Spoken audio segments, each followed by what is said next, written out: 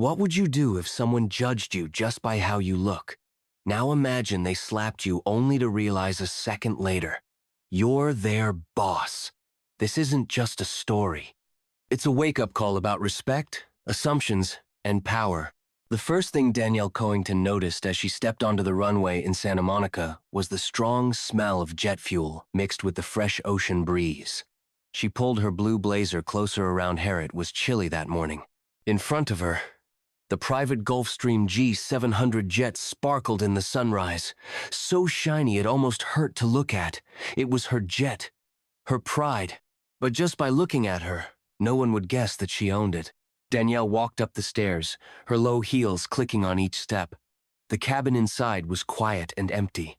Luxurious leather seats and polished wood panels waited for the passengers. She set her carry-on bag down next to her usual seat's second row on the right and casually took off her blazer, laying it over the seat. The flight was supposed to be simple, just a quick trip to Dallas for a board meeting, then back to Los Angeles by evening. As always, Danielle arrived early. She liked having a moment to relax before her busy day began. But the peace didn't last. Suddenly, a sharp voice called from behind. "Excuse me, who are you? And what are you doing here?" Danielle turned around slowly. A flight attendant, probably in her 30s, with tightly pulled-back blonde hair, came storming down the aisle. Her face was tight with suspicion. She stood like she was ready for a fight. Danielle kept calm and answered with a gentle smile. "I'm supposed to be here." But the flight attendant didn't relax. She crossed her arms and snapped. "And who exactly gave you permission to board this aircraft?" Danielle blinked. Was this really happening? "I own the plane," she said calmly, the words coming. Out in a steady rhythm, the attendant's laugh was sharp, almost like a bark. "Yeah, sure you do," she said. "Ma'am, I'm going to need you to leave. Right now." For a long second, Danielle didn't move. She just looked at the woman, trying to decide if she was being pranked, but the look in the attendant's eyes wasn't playful. It was hard. It was real. Danielle took a small step forward, her voice still. "Even I'm Danielle Coington. I own Covington Aviation. This is my jet." There was a beat of silence, heavy and awkward, but it didn't break the woman's resolve. If anything, she seemed to dig. Her heels in deeper, like she didn't even hear the words or refuse to believe them. "You need to leave," the attendant said. Again, this time, sharper, louder, cutting. Through the cabin like a knife, Danielle felt a flicker of anger rise in her chest, but she swallowed it down. She wasn't going to raise her voice. She wasn't going to create a scene. That wasn't how she handled herself. Not here. Not anywhere. But before Danielle could say another word, the woman reached out and grabbed her by the arm, and that's when things went from uncomfortable to downright dangerous. Danielle instinctively pulled her arm back, her movements sharp but controlled. "Let go of me," she said, her voice dropping a few degrees. Colder still. No shouting, no panic, just a firm, clear warning. But Melinda, the flight attendant, didn't back off. Instead, she took a step closer, her face tight with disbelief and something uglier underneath. "You think you can just stroll onto private property and lie? Leave your way into a free flight?" she hissed. "I don't know what scam you're running, but not today." Danielle squared her shoulders, staring at her dead in the eyes. "I'm not running a scam," she said. "I'm the reason this plane exists. You don't know who you're talking to around them." The engines on the runway outside coughed to life, distant and rumbling inside the cabin, though. It felt like the whole world shrank down to just the two of them, a standoff hanging in the thick, heavy air. For a moment, Danielle thought maybe the woman would finally listen. maybe realize she was making a mistake. But instead, Melinda's eyes flickered over Danielle's jeans, her simple shoes, the blue blazer draped casually over the seat, and her expression hardened even more. In her mind, Danielle didn't look like a billionaire. She didn't fit the picture Melinda had painted in her head of polished white businessmen or older gentlemen with pressed suits and Rolex watches. Danielle could see it all happening behind her eyes, like watching to a bad movie. You already knew the ending. Till she tried one more time, slower. Get the captain, Danielle said. Get. But she didn't get to finish the sentence. In a flash of pure, reckless anger, Melinda raised her hand and slapped her. The sound cracked through the cabin, sharp, brutal, echoing off the polished walls and leather seats. Danielle didn't stumble. She didn't cry out. She didn't even flinch. She just stood there, one hand slowly coming up to touch her cheek, as her brown eyes locked onto Melinda's with a cold, terrifying palm. For the first time, Melinda seemed to realize she had just crossed a line she couldn't. Uncrossed passengers had started trickling onto the plane behind them, bags in hand, chattering in low voices, but they stopped dead when they saw the scene frozen in front of them. You could almost hear a pin drop. One man, a tech executive from Phoenix, dropped his coffee cup. It hit the carpet with a soft thud, steaming, coffee leaking into the fibers. Another ad woman, a real estate investor from Scottsdale, gasped audibly and pulled her son behind her like a human shield. Everyone stared at Danielle, not with suspicion, but with something closer to horror. But this wasn't over. Not even close. Danielle let the moment stretch, letting every second pull tighter around them like a rubber band, about to snap. Her cheek still burned, but she didn't touch it again. She didn't give Melinda the satisfaction of seeing her react. Instead, she calmly bent down, picked up her blazer from the seat, and brushed a piece of invisible lint from the sleeve. Melinda, meanwhile, looked like she was realizing a little too late that she might have made the biggest mistake of her career. "I'm calling security," she stammered, pulling a small radio from her waistband with shaky hands. "You're trespassing." Danielle slowly slid her arm into the blazer's sleeve, then the other, taking her time, moving with deliberate control. "Police," she said quietly. "Do call them." Several of the new passengers exchanged nervous glances, a few backed toward the door, unsure if they should stay or go. Nobody dared to intervene, yet it was like everyone was waiting to see who would throw the next match into the powder keg from the front of the plane. The captain, a tall man with dark skin and silver at his temples, finally stepped out of the cockpit, frowning deeply. His name was Captain Roland Gates, and he'd flown for Covington Aviation for nearly 6 years. He recognized Danielle immediately. His eyes widened, then hardened. "Miss Covington," he said, voice loud enough to cut through the tension. "Is everything all right?" Melinda whirled around, staring at the captain like he'd spoken another language. "Miss Covington," she repeated, dumbly. "She's Miss Covington, Danielle." I didn't answer her. She kept her eyes on Captain Gates, giving a small nod. "Captain," she said, "I believe there's been a serious misunderstanding." Captain Gates strode forward, his body language tense but respectful. "I'm very sorry, ma'am," he said, throwing a sharp glance at Melinda. "We'll handle this." Immediately, Melinda's face drained of color. She looked around, wildly, as if searching for a way out, as if maybe somehow this could still be salvaged. You're not serious," she said, voice cracking. "This woman," said she, owns the plane. Danielle finally turned, her full attention back to her. I don't. Just own the plane, Danielle said her voice smooth as glass. I own the company. Covington Aviation Group. This jet. This flight, every employee on it. She let that hang there.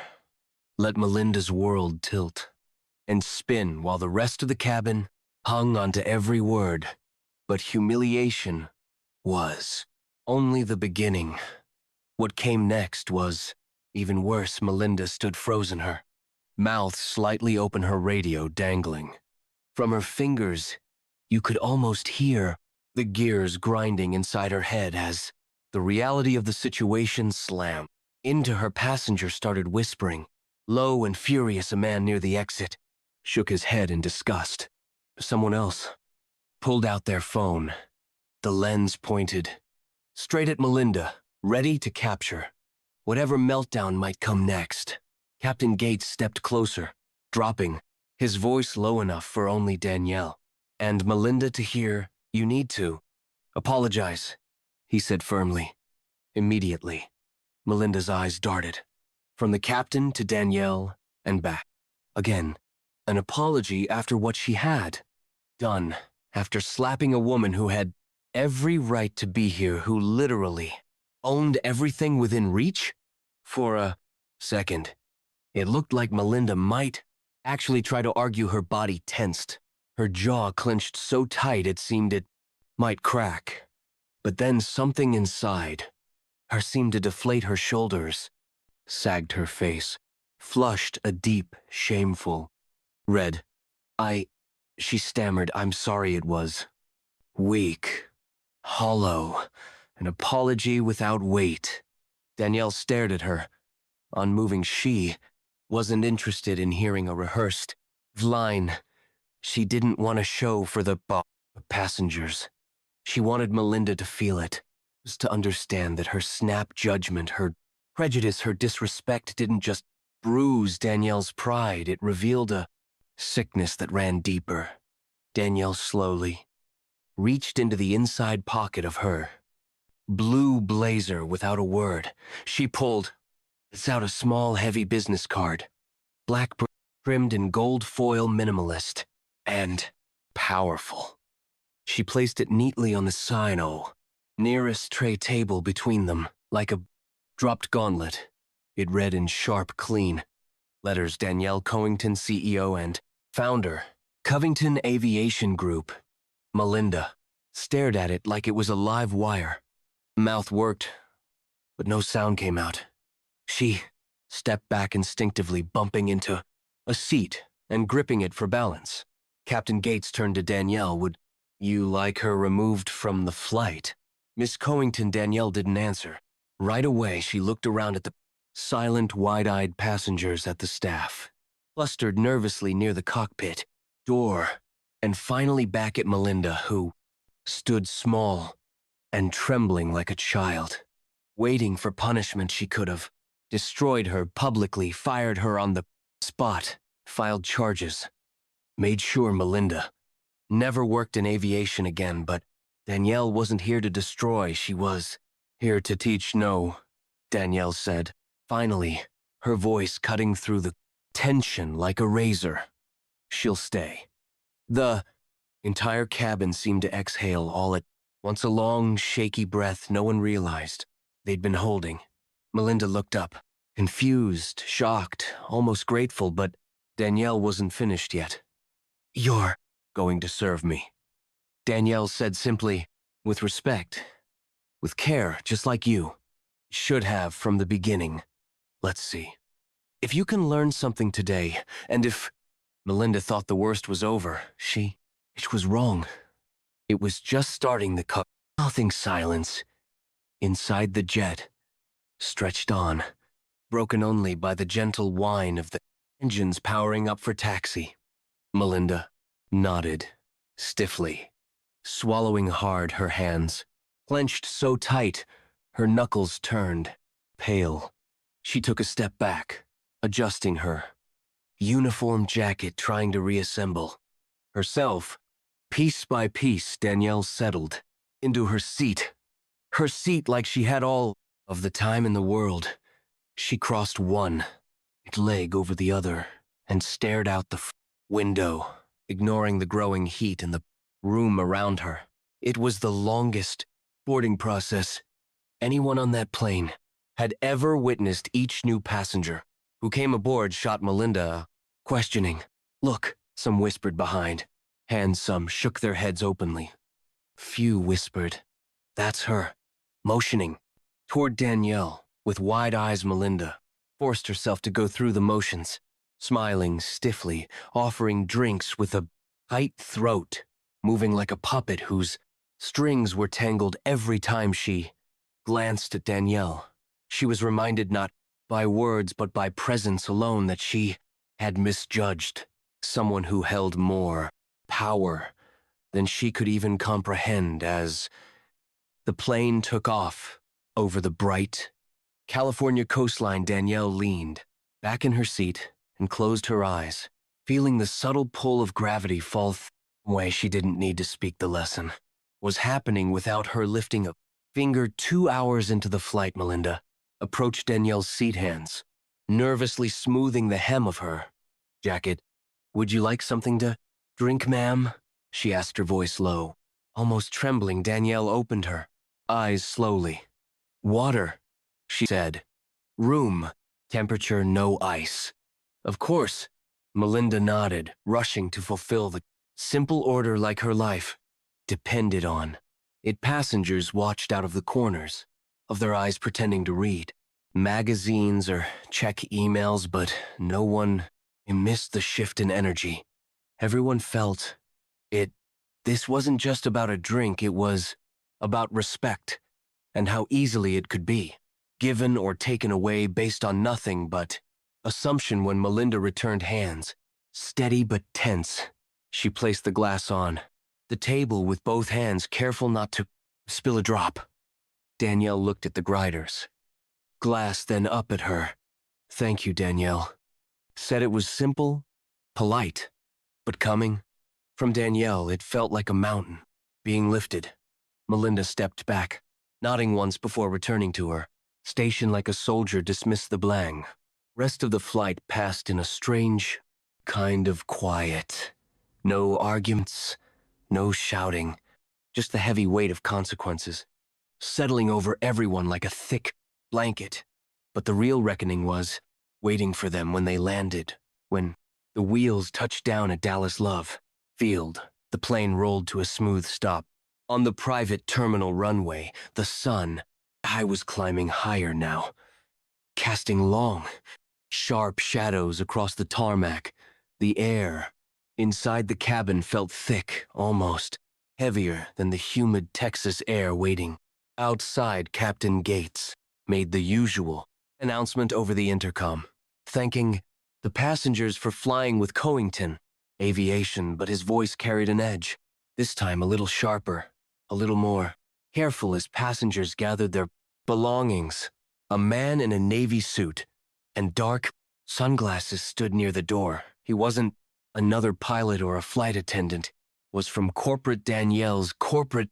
Melinda spotted him instantly and paused even further. If that was possible, her fingers fumbled with the clasp on her service apron. Her breathing turned shallow. The man in the suit didn't say anything. He didn't have to. His presence alone made it clear that the situation had been reported and that it was now far bigger than a slap, a misunderstanding, or a heated mistake. At 30,000 feet, Danielle waited until everyone else had disembarked. She wasn't in a rush. She never rushed. She gathered her bag, stood up, slowly smoothed her blue blazer, and walked to the front of the plane where Melinda and the suited man stood. For a second, Melinda looked like she might drop to her knees, plead, beg, anything to fix what she broke. Danielle didn't give her the satisfaction. "People will forget what you said," Danielle said quietly, voice calm, low, almost tender. They'll forget what you did, but they won't forget how you made them. Feel. Melinda's lips quivered her eyes. Glassy, you made me feel invisible. Danielle continued like I didn't belong, in a space I built with my own hands. Like I had to prove my worth just to sit. Down the suited man watched silent, but respectful, letting Danielle have her moment. And that Danielle said, stepping closer will cost you far more than this. Job. Melinda's knees seemed to buckle. Slightly. And she grabbed the doorframe. For support, Danielle didn't yell. She didn't make a scene. She didn't have to. She turned and stepped off the plane. Into the Texas sun. The world wide open. In front of her, while behind her, Melinda was left standing in the wreckage of her own making passengers. Still milling. Around the terminal, looked up as Danielle passed. Some nodded, respectfully. A few whispered her name under their breath. Not as a scandal, but a quiet kind of admiration. Danielle adjusted her sunglasses, hoisted her carry-on, and kept walking, her heels clicking against the polished floor with every confident step. But the most important part of the journey wasn't the flight. It was the message left hanging in the air for everyone who watched it happen outside. The private terminal, Danielle's driver, a tall woman with tightly coiled hair and a sharp navy suit, was waiting by the Blacktown car. Danielle handed off her bag, exhaled slowly, and slid into the back seat, closing the door softly behind her as they pulled away from the airport. Danielle leaned her head against the cool window, watching the runways fall away into the distance, her cheeks still HD faintly where the slap had landed. But that wasn't what stuck with her. What stuck was the bigger picture. How easily people decided who deserved respect and who didn't, how quickly they wrote you off, measured by your clothes, your skin, the stories they carried in their heads before you ever opened your mouth, and how sometimes the best revenge wasn't raising your voice. It was staying seated, calm, unshaken in the rearview mirror. The driver glanced back at her. You. Good. Ma'am. Danielle smiled faintly. I'm good, she said. Some lessons just cost more than others. They drove through the busy Dallas streets, past glass skyscrapers, and local diners, past construction crews, and street musicians passed every day. People rushing through their own complicated days, people who might be judged, underestimated, overlooked every single hour of their lives. Danielle knew her story wouldn't be the last she knew. There were 1,000 other planes, offices, boardrooms, street corners where someone else would have to remind the world that appearances don't define worth. But today, in her own way, she had drawn a line as the town car disappeared into traffic. The words she carried inside herself stayed strong. Never shrink to fit into someone else's narrow view. Make them widen. Their eyes make them adjust. Because real power doesn't need to announce itself. It speaks loudest in the moments when you stay standing while everyone else stumbles. If you ever find yourself judged before you speak, remember, your worth was never theirs to define. Stand tall, stay calm,